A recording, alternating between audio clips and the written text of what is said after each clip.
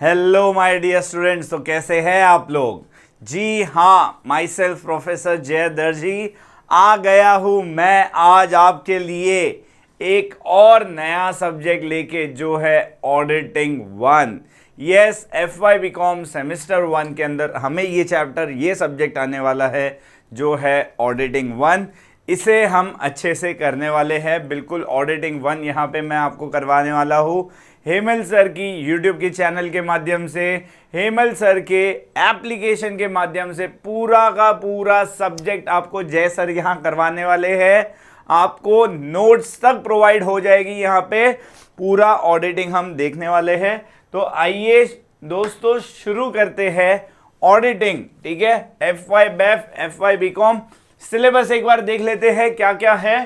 तो यस, सबसे पहला आता है इंट्रोडक्शन टू ऑडिटिंग। भाई दोस्तों, तुम लोग ने आज तक अकाउंट्स पढ़ लिया था, 11th-12th में अकाउंट्स पढ़ लिया, बुक कीपिंग पढ़ लिया, लेकिन ये ऑडिटिंग क्या होता है पहली बार आ रहा है। तो सबसे पहले तो तुमको ऑडिटिंग के इंट्रोडक्शन देंगे कि भाई इंट्रोडक्शन चीज क्या है, ये ऑडिटिंग चीज क्या है, उसका इंट्रोडक्शन दिया जाएगा।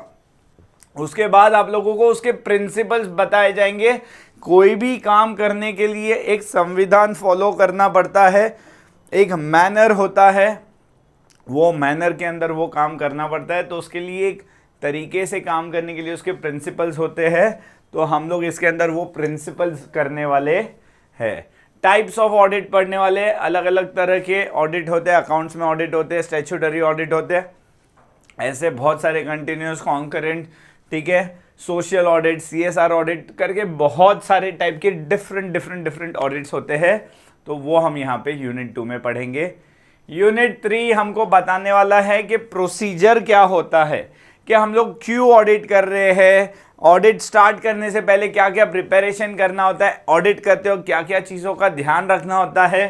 ठीक है, तो ऑडिट की प्लानिंग, ऑडिट का प्रोसीजर और कौन से डॉक्यूमेंट्स ऑडिटिंग में किए जाते हैं, लिए जाते हैं, उसके बारे में हम लोग यहाँ पे पढ़ने वाले हैं यूनिट 3 के अंदर।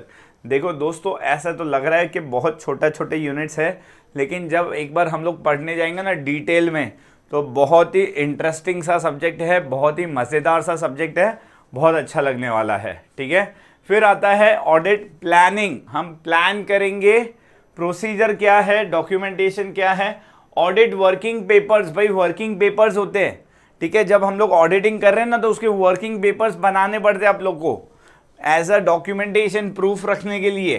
तो ये हो गया हमारा कुल मिला के ऑडिट का सिलेबस। इतना हम करने वाले हैं, जो मैं बोल रहा हूँ बहुत मज़ा आने वाला है, बहुत मज़े का होने वाला है। ठीक है, तो पूरा ऑडिटिंग पढ़ने में तो मज़ा आने ही वाला है बिल्कुल। यस, उसके बाद एक बार क्वेश्चन पेपर का पैटर्न देख लेते हैं। भाई टोटल ये सब्जेक्ट आपका रहने वाला है 50 मार्क्स के लिए। कितने मार्क्स के लिए?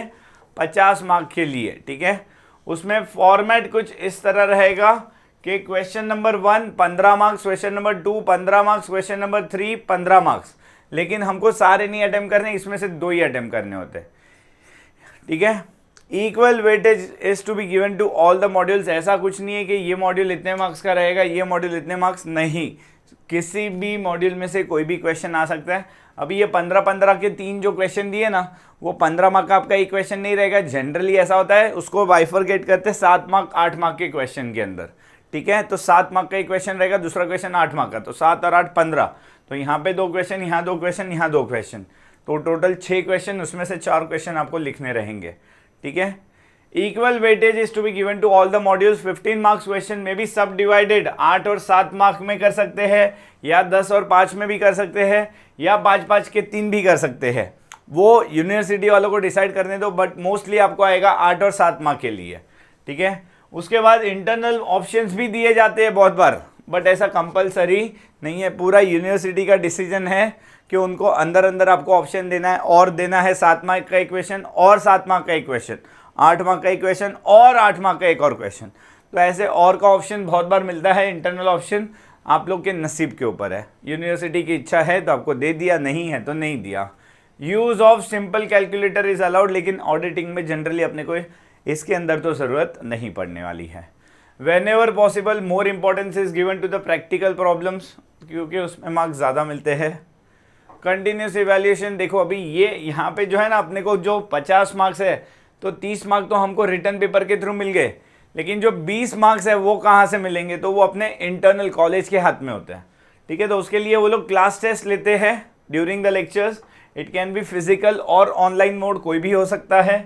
शॉर्ट नोट्स हो सकते हैं, एमसीक्यूज पूछ सकते हैं, मैच द पेयर पूछ सकते हैं, आंसर इन 1 सेंटेंस पूछ सकते हैं, पजल पूछ सकते हैं, कुछ भी। उसका रहेगा 10 मार्क। ठीक है, उसके अलावा 10 मार्क आपके बेसिकली कॉन्फ्रेंस लेंगे, वर्कशॉप लेंगे, प्रोजेक्ट, प्रेजेंटेशन, असाइनमेंट, उनकी मर्जी, जैसे आपको certificate course, field visit, case study, उनके कॉलेज के ऊपर है, डिस्क्रिप्शन है कि आपको ये 10 मार्क उनको कैसे देने हैं। ठीक है, आपके पास कोई भी काम करवा सकते हैं इसमें से वो लोग ये 10 मार्क के लिए। तो ये बेसिकली 20 मार्क जो होते हैं वो इंटरनल है। ठीक है, ये तो आप समझ लो कि आपको मिले ही मिले हैं, लेकिन उसके अलावा समझ लो दोस्तों 30 मार्क जो है ना ऑडिटिंग के, वो भी आपको बहुत अच्छे से हम लोग यहाँ पे जब करेंगे ना, तो आप लोग बोलोगे हाँ जय सर हमको ये 30 में से 30 आ सकते हैं। तो बिल्कुल इतना अच्छा हमारा ये होने वाला है। ठीक है, यस। तो कंटेंट एक बार देख लेते हैं। तो मैंने जैसे बोला इंट्रोडक्शन टू ऑडिट क्या होता है, प्रिंसिपल्स ऑफ ऑडिट। देखो कोई भी काम करते हैं ना तो उसके एक बेसिक प्रिंसिपल्स दिए जाते कि ये काम इस तरीके से किया जाएगा, तो उसके लिए प्रिंसिपल्स दिए ऑडिट करने के लिए। ठीक है, ऑडिट कैसे करना है, उसका प्लानिंग क्या होता है, प्रोग्राम क्या है, प्रोसीजर क्या है, डॉक्यूमेंट्स क्या क्या फॉलो करने हैं। ठीक है, और उसके बाद आता है ऑडिट वर्किंग पेपर्स। तो यहाँ पे प्लानिंग एंड प्रोग्राम के बारे में बताएं कि कैसे करेंगे, क्या करेंगे, और यहाँ पे वो करते वक्त कौन से ऑडिट के पेपर्स हम लोग लेंगे, तो वो पूरा दिया हुआ है कंटेंट के अंदर।